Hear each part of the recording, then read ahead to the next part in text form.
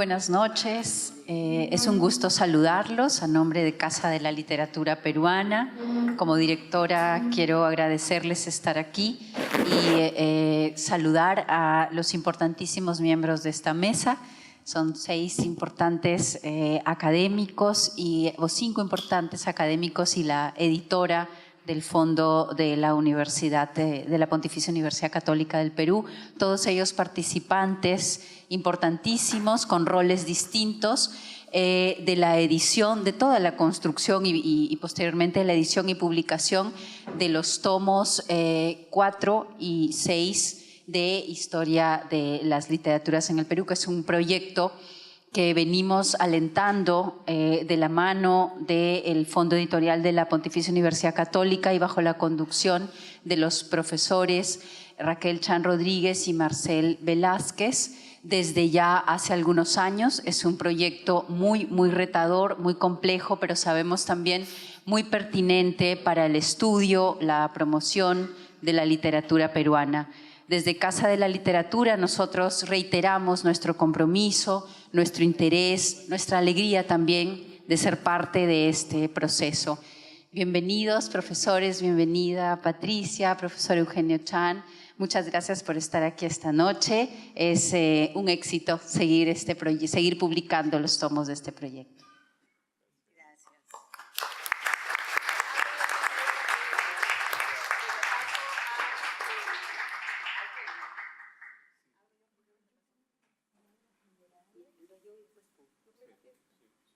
Bueno, yo solamente quiero saludar, agradecer a Milagritos Saldarriaga, agradecer a la Casa de la Literatura, a nombre de la Universidad Católica. Realmente es una cosa muy especial, extraordinaria, poder trabajar juntos en un proyecto. Este proyecto, que es un proyecto muy ambicioso, alentado por Raquel Chan Rodríguez, y en combinación y complicidad con Marcel Velázquez, es un proyecto, como saben, de hacer un estudio de muy alto nivel sobre las literaturas en el Perú. No es una historia de la literatura, sino de las literaturas.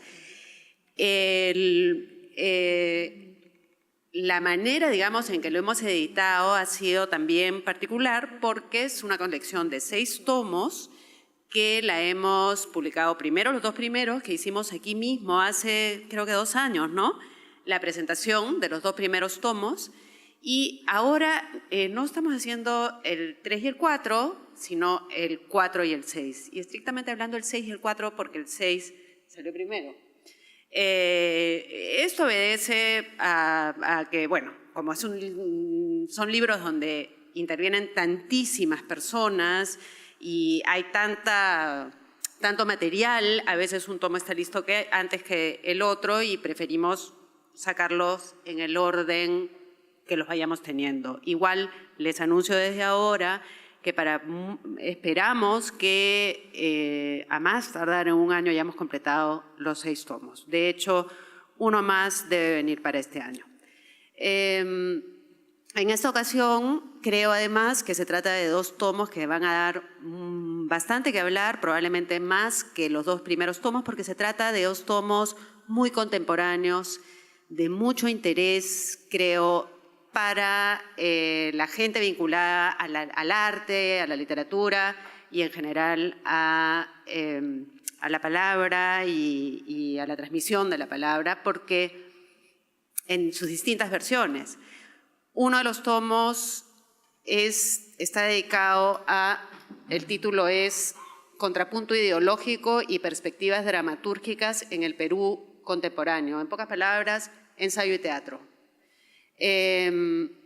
Y claro, se hace un recuento del teatro general, del panorama del teatro y del ensayo en el Perú, lo cual incluye, por supuesto, el teatro contemporáneo y los autores contemporáneos, y eso creo yo que puede despertar interés e incluso posiblemente polémica. Lo mismo pasa con el tomo de poesía por razones evidentes, ¿no?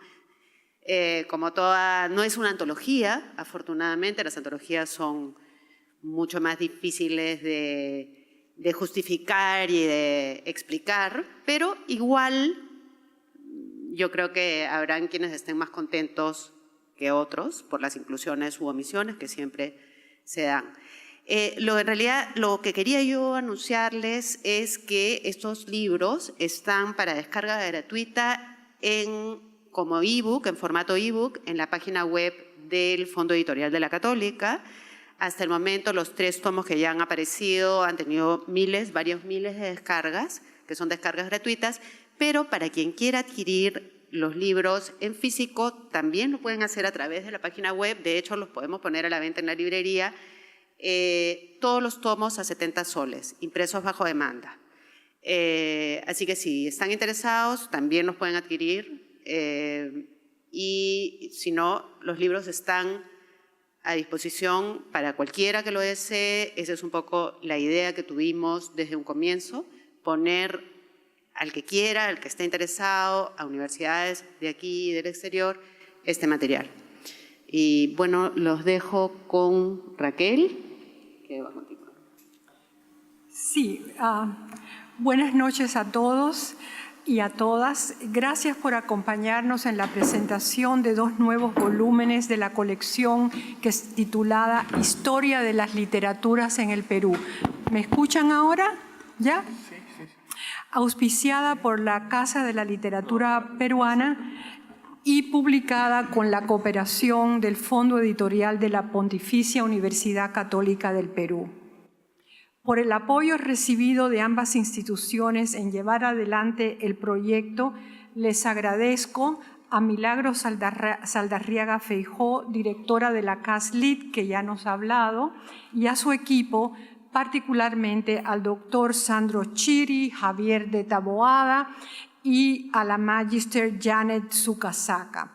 A la infatigable Patricia Arévalo, directora del Fondo Editorial de la Universidad Católica, e igualmente a su grupo, en especial a Sandra Arbulú Clos, con quienes hemos trabajado muy de cerca, el codirector Marcel Velázquez Castro, yo, los coordinadores de los volúmenes, 2 de ellos nos acompañan esta noche, Giovanna Polarolo y Luis Fernando Chueca.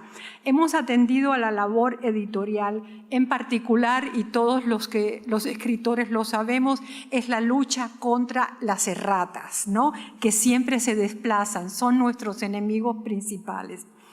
Como comenté aquí mismo, hace 2 años, al inaugurar la colección, este es un proyecto amplio de lectura crítica donde desde varias posiciones teóricas se estudian las tradiciones y procesos que a lo largo de los siglos han conformado las letras peruanas.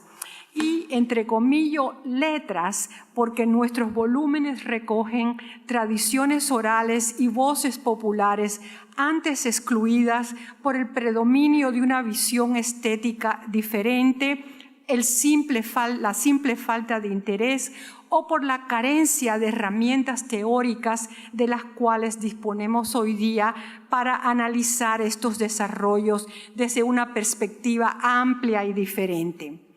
Los tomos están dirigidos al público general y también al especializado. Por medio de las bibliografías y las muchas notas incluidas, los volúmenes todos proponen ir más allá del acercamiento a temas y autores. Los colaboradores han proporcionado un material que permite profundizar en otros aspectos de la obra creativa presentada. En otras palabras, los ensayos invitan a la pregunta, a la indagación, pero más que nada convidan a la comprensión de un corpus admirado nacional e internacionalmente. Invitan a que nosotros podamos reconocernos en ese corpus, a sentirnos orgullosos de esta contribución del Perú y también más unidos por medio de esa palabra peruana que se nos presenta de una forma desgarrada, gozosa, lúdica, iracunda, pero que se despliega en los textos y se estudia por una variada gama de especialistas.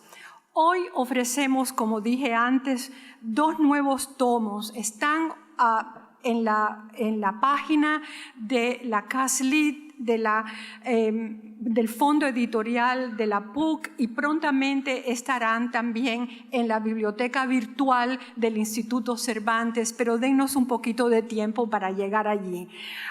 Entonces, esto se ha hecho en una convicción que ya tiene larga raigambre en las letras hispanoamericanas, y se las debemos en parte al grupo de los ateneístas mexicanos, a Vasconcelos, que fue uno de sus abanderados, que vieron y promovieron la cultura como un bien público.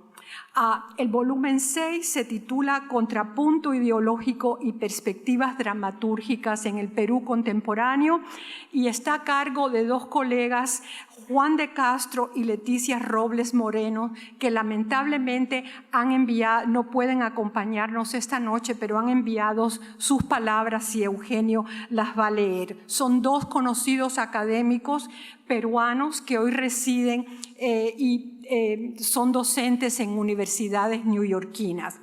El otro volumen, el volumen 4, Poesía peruana entre la fundación de su modernidad y finales del siglo XX, está coordinado por 2 admirados poetas y críticos, Giovanna Polarolo y Luis Fernando Chueca, que hoy nos acompaña. Para concluir, quisiera recordar a uno de los poetas mencionados en 2 de los volúmenes, pero particularmente en el volumen 4. Me refiero al profesor sanmarquino Washington Delgado, y cito seguidamente versos de un poema suyo, Para vivir mañana, y cito a Washington. Qué bueno que lo anuncia a Washington Delgado, le hubiera encantado que lo anunciara el paso del tren, arrollando con su poesía. Para vivir mañana, escuchemos a Washington. Escucharé a los muertos hablar para que el mundo no sea como es, pero debo besar un rostro vivo para vivir mañana todavía. Para vivir mañana debo ser una parte de los hombres reunidos. Una flor tengo en la mano, un día canta en mi interior igual que un hombre.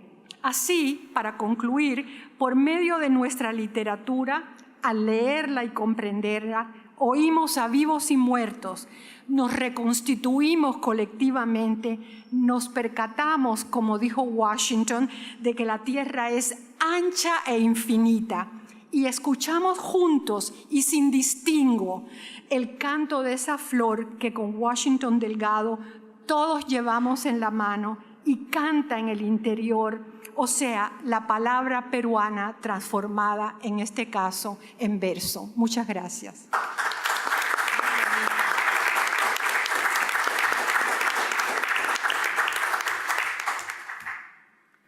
Marcel Velázquez. Gracias. Buenas noches. Yo voy a ser muy breve, simplemente recordar que siempre la historia de la literatura, como era nominada en el Perú, fue producto de esfuerzos individuales. Podemos recordar el trabajo señero en su momento de Luis Alberto Sánchez, Tamayo Vargas, el propio Washington Delgado, que tiene una historia de la literatura republicana, y muchísimas otras personas han contribuido con segmentos temporales específicos. Nos acompaña el doctor Alberto Varillas, que ha contribuido tanto a la historia del siglo XIX. Pero este proyecto tenía otra pretensión. Quería primero hacer un proyecto de crítica moderna, ¿no? Tanto Raquel como yo estábamos familiarizados con proyectos semejantes que se han dado para el caso de la literatura mexicana, para el caso de la literatura argentina, para el caso de la literatura colombiana, y decíamos, pero caramba, ¿cómo en el Perú no podemos desarrollar un proyecto de historia de la literatura que se ciña, digamos, a estas exigencias modernas, tanto en la parte teórica, metodológica, y en la nueva comprensión del fenómeno literario que supera largamente una perspectiva meramente esteticista o textualista? Y esa fue un poco la motivación, ¿no? Y quiero contarles eso, cuál fue nuestro descontento con el statu quo de la crítica y que nos llevó a montar este proyecto. En su momento parecía irrealizable, te acordarás, estuvimos peregrinando y tocando la puerta de muchas instituciones. Finalmente encontramos acá en la Casa de la Literatura el apoyo, la comprensión de la magnitud del proyecto y nos embarcamos, digamos, en este trabajo.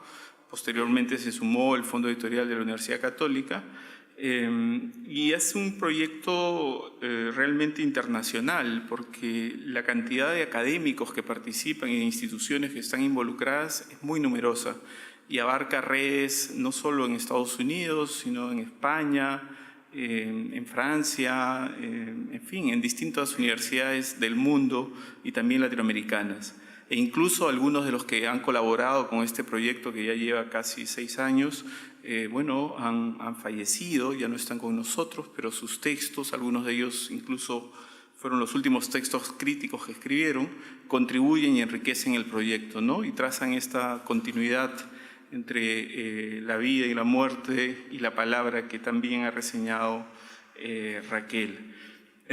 Para mí es un particular gusto que desde la Academia Pública, desde la Universidad de San Marcos, yo pueda participar en este proyecto y contribuir a renovar la comprensión y el goce de nuestras letras en el Perú. Gracias.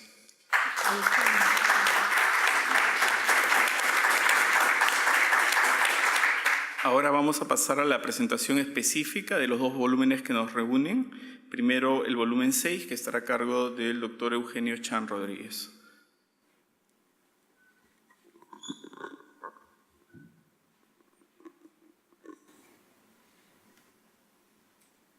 Por razones de fuerza mayor, Juan de Castro no ha podido venir y me ha pedido que lea este breve texto.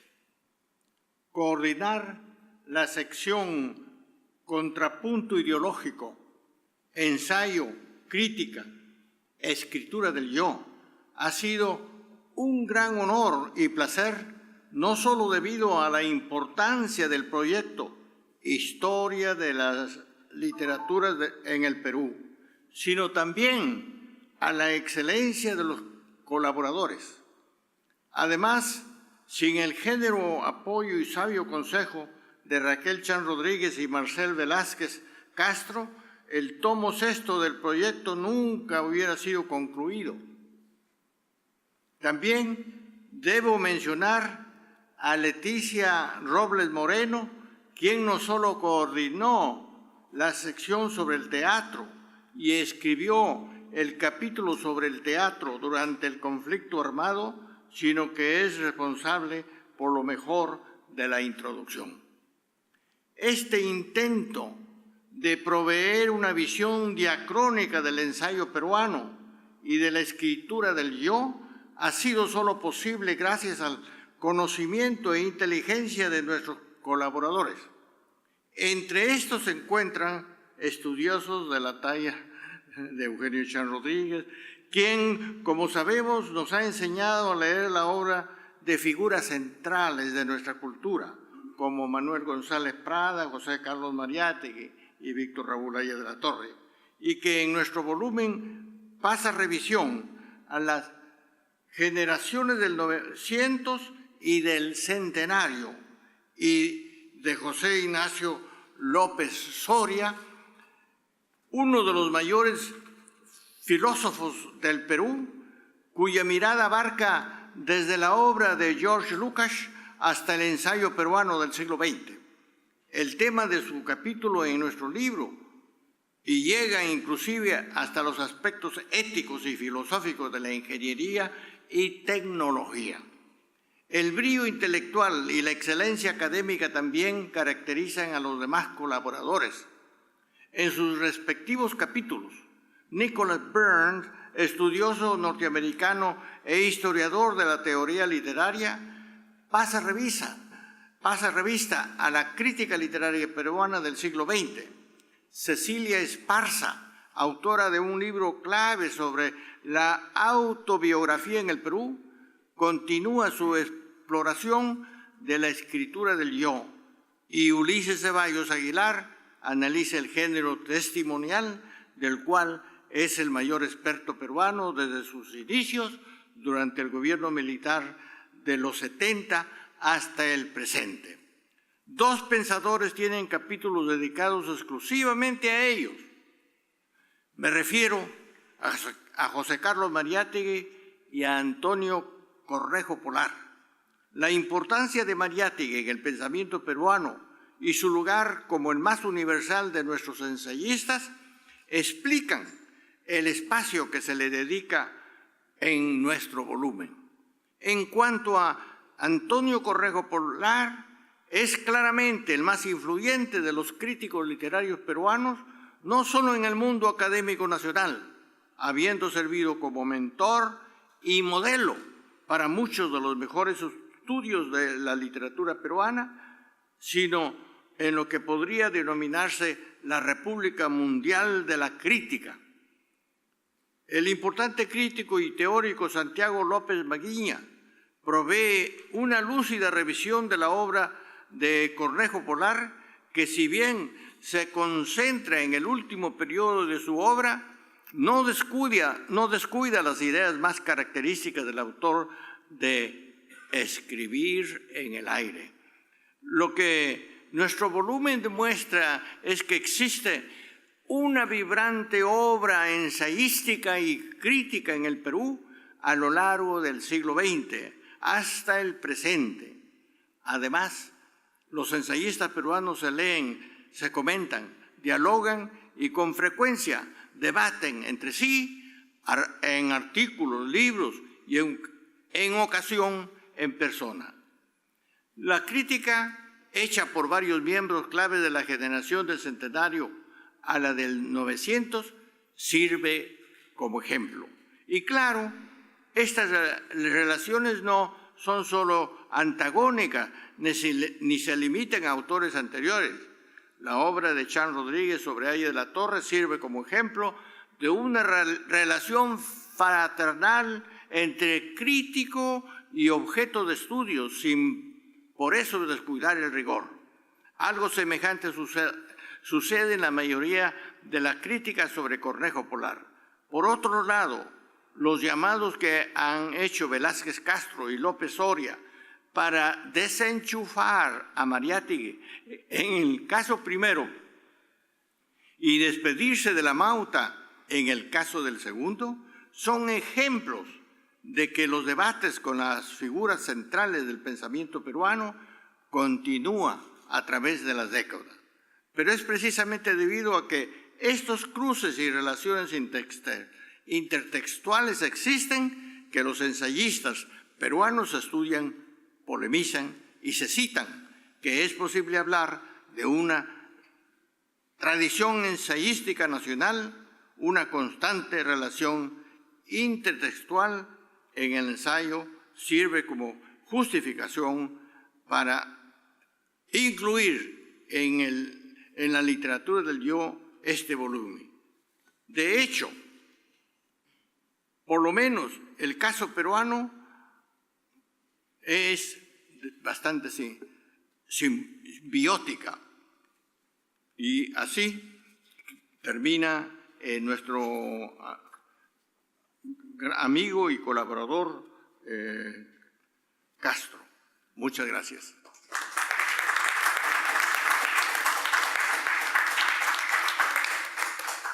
Bien, a continuación los editores del volumen 4, Giovanna y Lucho, no sé quién, Lucho, Luis Fernando Chueco.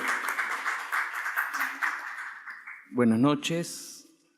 En primer lugar, y luego del tiempo transcurrido desde que comenzamos a preparar la edición de este volumen, lo primero que quisiera hacer a mi nombre, creo que es compartido también a nombre de Giovanna, es agradecer la posibilidad de haber participado de no solamente de este volumen, sino de este proyecto que creemos que es fundamental para la revisión crítica de nuestras literaturas.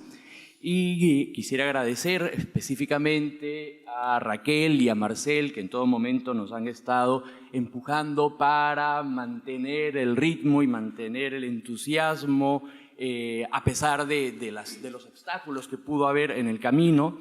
Agradecer a la Casa de la Literatura también por el apoyo, a Milagros Aldarriaga, a Sandro Chiri, a Javier de Taboada, que han estado también acompañándonos en este proceso, y agradecer al Fondo Editorial de la Universidad Católica en la representación de Patricia Arévalo aquí. Esto, lo primero. Lo segundo, para hablar un poco ya acerca del volumen, las primeras preguntas que nos hacíamos con Giovanna era cómo incorporar, cómo abordar en un solo volumen la poesía peruana, toda la poesía peruana, lo fundamental de la poesía peruana del siglo XX, de esta tradición riquísima con la que contamos y que, por supuesto, es inabarcable incluso en un volumen extenso como esto. Y una primera idea que tuvimos, o una primera línea con la que fuimos perfilando este proyecto, era justamente la posibilidad de contar con acercamientos diversos, actualizados a la poesía, es decir, que no solamente tuviéramos las visiones canónicas, sino que discutiéramos incluso las visiones canónicas, y que los acercamientos de los autores de los artículos fueran también acercamientos desde perspectivas distintas, incluso probablemente podríamos pensar algunas veces encontradas, y que esa posibilidad de debate es justamente lo que enriquece lo que estamos entregando ahora. Para llevar a cabo este proyecto pensamos que, si bien era imprescindible contar con algunos artículos que trabajaran las figuras centrales, las figuras fundadoras, digamos, de nuestra poesía desde la modernidad, más nos interesaba abocarnos en todo el resto del proceso a momentos, procesos, situaciones, y no tanto a autores en particular. En cuanto a autores en particular, como dije, hemos abordado 3 específicamente: el caso de José María Eguren, que para toda la tradición vanguardista es el poeta que definitivamente abre las puertas hacia lo nuevo. El artículo fue trabajado por Gema Areta. El caso de César Vallejo, inevitablemente tenemos que pensar, Vallejo es nuestra referencia fundamental y tenía que estar con un artículo propio. De todas maneras, en el libro, este fue trabajado por Víctor Vich desde una perspectiva bastante renovadora, creemos, en los estudios vallejianos. Y la tercera figura particular fue la de Martín Adán, en este caso trabajado por Andrés Piñeiro, que también logra un acercamiento de la compleja producción de Martín Adán, tratando de reconocer 2 visiones, digamos, enfrentadas en su poesía, que se van desarrollando a través del tiempo. Luego de considerar estos 3 autores, como señalaba, nos interesaba trabajar con procesos, y el primer proceso que nos parecía fundamental que estuviera representado en el volumen es el de la vanguardia poética. Y para este caso tenemos 2 artículos que lo abordan. Uno primero, que establece las relaciones entre vanguardia e indigenismo, sobre todo en los años 20, esta diversidad de manifestaciones en que las revistas también fueron muy importantes, en que las provincias fueron muy importantes, fue trabajado por Marta Ortiz. Y el segundo artículo, sobre el que podríamos pensar que es quizás el movimiento de vanguardia, es decir, la vanguardia, la corriente de vanguardia más consolidada particularmente en nuestra tradición, que es el surrealismo, que estuvo trabajado por Ina Salazar.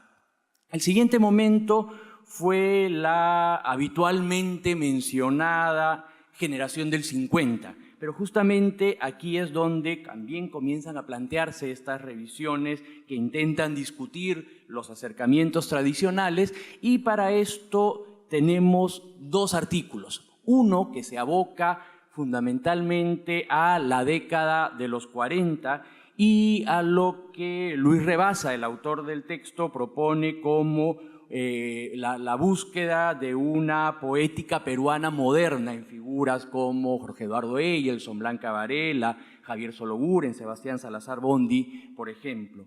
Y el segundo artículo, que abarca la década del 50, trabajado por Ana María Gasolo, que nos está acompañando ahora, lo que quiso es justamente acercarse a esta compleja diversidad de los poetas que desde procedencias diversas, desde el ámbito universitario, desde el ámbito popular, desde el sector obrero, van contribuyendo a una riqueza que justamente, podríamos decir, discute la posibilidad de unificarla bajo el término de generación. Creo que estos dos acercamientos nos permiten abordar más a fondo estos momentos. Un siguiente proceso que tocamos tiene que ver con la modernización de la poesía peruana en los años 60 a partir de lo que Alberto Escobar llamó los cuestionadores de la tradición. En este caso, el artículo fue preparado por Eduardo Chirinos, a quien además decidimos con Giovanna dedicarle todo el volumen porque Eduardo, como mencionaba Marcel, fue uno de los autores que participó de este proyecto y que en el camino nos dejó y que estuvo muy entusiasmado y, como lo comentamos en el prólogo también, fue el primero de los autores que envió su texto justamente para animarnos a que no se fuera a perder algo en el camino. Le dedicamos este volumen a Eduardo. Bueno, Eduardo aborda este momento de los 60, este momento de los cuestionadores de la tradición, a través fundamentalmente, como línea maestra, de los poetas que desarrollaron una renovación del lenguaje por la vía conversacional, por lo que se ha llamado el registro o la poesía conversacional. En relación con la propuesta de la poesía conversacional, un siguiente artículo que toca también los 60, pero abarca los años 70, 80 y 90, es el de Carlos Villacorta, en que revisa justamente el desarrollo y las radicalizaciones de lo conversacional en estas décadas, al mismo tiempo que las vías alternas a la conversacional que también se fueron desarrollando en estos mismos momentos. Otros artículos que trabajan con estas décadas es, por ejemplo, uno de los artículos adicionales que trabajan con estas décadas es el que Paolo de Lima, que también nos está acompañando aquí, y Victoria Guerrero desarrollaron sobre los grupos poéticos. Desde el primero que ellos revisan es el Círculo Javier Heró, en el año 64 se funda en Ayacucho, hasta los grupos de los años 90, trabajando sobre todo desde una perspectiva de cómo una visión respecto de la responsabilidad del poeta hacia la sociedad marca de algún modo su accionar colectivo, como esto tiene una marcada politización en varios momentos y cómo esa politización también se va disminuyendo, se va desvaneciendo hacia la llegada del fin del siglo. Entre los artículos que trabajan, como mencioné, está el Círculo Javier Heró de Ayacucho, pero también la Gleba Literaria, Estación Reunida, Hora Cero, Ómnibus, Tres Tristes Tigres, Cloaca, La Sagrada Familia, el Grupo Urcututu de Iquitos y ya en los años 90, Neón, Noble Caterva, Estación 32 e Inmanencia. Un siguiente artículo que también se acerca a la producción de los años, en este caso 80 y 90, es el artículo de Violeta Barrientos sobre la poesía con marca de género. Y entonces Violeta se aproxima justamente a la eclosión de voces de mujer, de poesía escrita por mujeres, que definitivamente cambió la mirada también respecto de lo que era la poesía peruana y de quiénes eran los poetas. Se puso en cuestionamiento también toda una tradición anterior que tenía una predominancia claramente de hombres como figuras visibles, por lo menos. Y otro artículo adicional a esta revisión de los años 80 y 90 es uno que trabajé yo acerca de las representaciones de la violencia política en la poesía.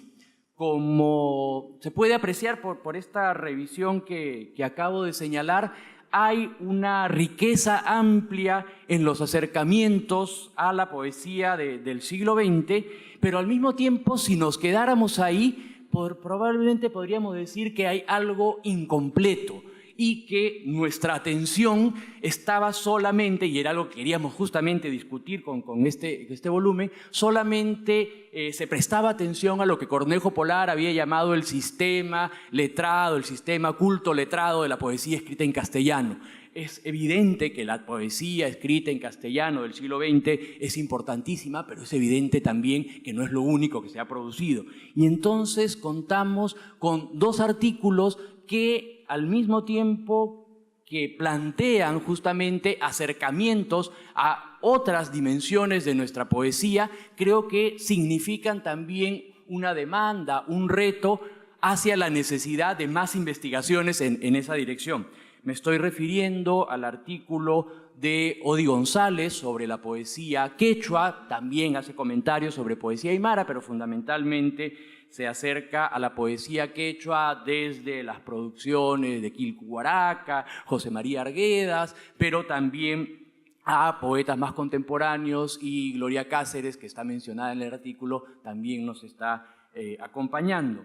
Y el otro texto es el de Fred Rohner, que también está aquí acompañándonos en la presentación, sobre la poesía vinculada con otras formas de circulación que no son precisamente la del libro impreso, hablando entonces de las discusiones con relación a la oralidad y la poesía, otros soportes que no sean justamente los del libro. Creo que el artículo de Fred justamente contribuye a permitirnos esa otra mirada indispensable para enriquecer nuestros estudios literarios. Creemos, lo decía Patricia al comienzo, creemos que este volumen, probablemente por su contemporaneidad, porque buena parte de los actores estudiados están en plena actividad todavía, puede despertar discusiones, polémicas, pero creemos que justamente también se trata de eso, de cómo una propuesta como esta, una propuesta que sin duda va a mantenerse como un punto de discusión, enriquece nuestras posibilidades de acercamiento, y por eso vuelvo a lo del inicio, estamos sumamente agradecidos de haber podido participar en este proyecto.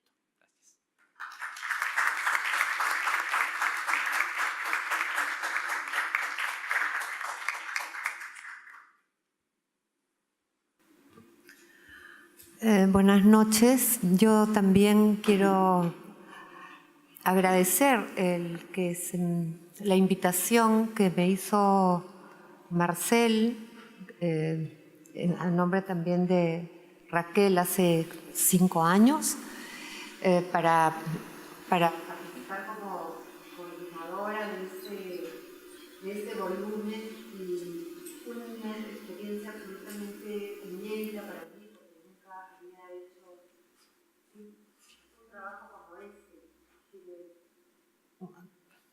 Un trabajo como este que me ha permitido en realidad a mí más, sobre todo, aprender. Me parece, y esa fue una de las razones por las que acepté la invitación y el reto de participar en este proyecto, que era el momento de mirar de otra manera nuestras literaturas, de romper esta mirada canónica, esta manera de estudiar, de ver la poesía en este caso, y me gustó mucho la idea que ha desarrollado con mucha claridad Lucho, de más que personas, más que poetas, digamos, canónicos y como que fueran surgidos de por generación espontánea. De lo que se trataba era de ver cómo pasó, qué procesos se pusieron en movimiento para que podamos leer una poesía tan diversa y que aparecen en este volumen poetas que quizá no se han conocido, quizá no han aparecido en los libros escolares, quizás hemos tenido muy poco acceso a ellos, y ese libro abre, me parece a mí, bastante más el campo literario y que se convertirá en un referente que quizá dentro de 10, 15 años será cuestionado y faltó esto, así no fue, y de eso se trata la historia y la historia, construir la historia literaria siempre en una tensión, ¿no? De lo que hay, lo que se deja fuera y lo que hay que considerar nuevamente como el campo literario como un campo de batalla, ¿no? Y creo que este trabajo, esta idea, esa iniciativa de Raquel y de Marcel es realmente un motivo de celebración y de felicitación. Y bueno, muchas gracias por haberme permitido, gracias a la Casa de la Literatura, a Patricia, a todos los que han hecho posible este libro. Gracias. Y a los colaboradores, sobre todo.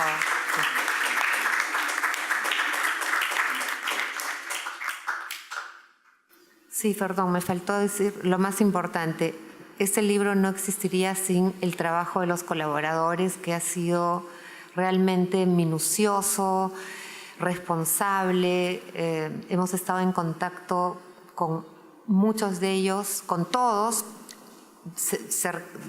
en presencia y virtualmente. Y bueno, el trabajo, ustedes lo van a ver, que es muy sólido e interesante. Gracias a todos.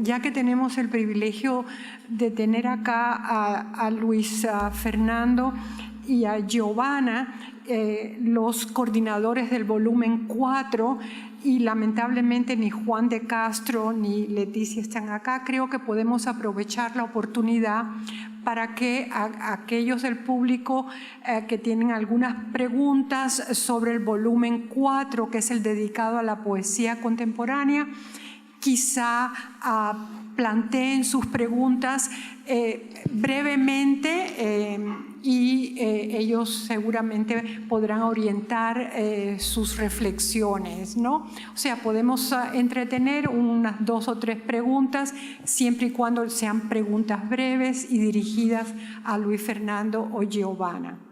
O sea, ¿cuántas manos veo? Bueno, quizá podamos hacerlo de otra forma. Tenemos aquí algunos de los colaboradores. Distingo a Paolo de Lima. Por favor, Paolo, ponte de pie para que puedan asociar tu ensayo con tu cara. Creo que está Ana María Gazzolo, a quien conozco como ficha bibliográfica. Y Fred Bronner, a quien he leído 2 veces porque tiene otra colaboración. Por favor, de pie para... Lucho Chueca, otro de los colaboradores, y Giovanna, también otra colaboradora porque ha diseñado parte del tomo y está también sus ideas muy presentes en la introducción. Bueno. Si no hay una pregunta, pues entonces les agradezco a todos ustedes su presencia acá y espero que puedan escuchar, como dijo Washington Delgado, esas palabras, esas voces peruanas que en realidad constituyen para todos nosotros, cuando leemos a Vallejo, Eguren, cuando leemos a Mauta, a Mariátegui, son motivo de orgullo y creo que es lo que el Perú presenta al exterior más que otras cosas pasajeras. Gracias.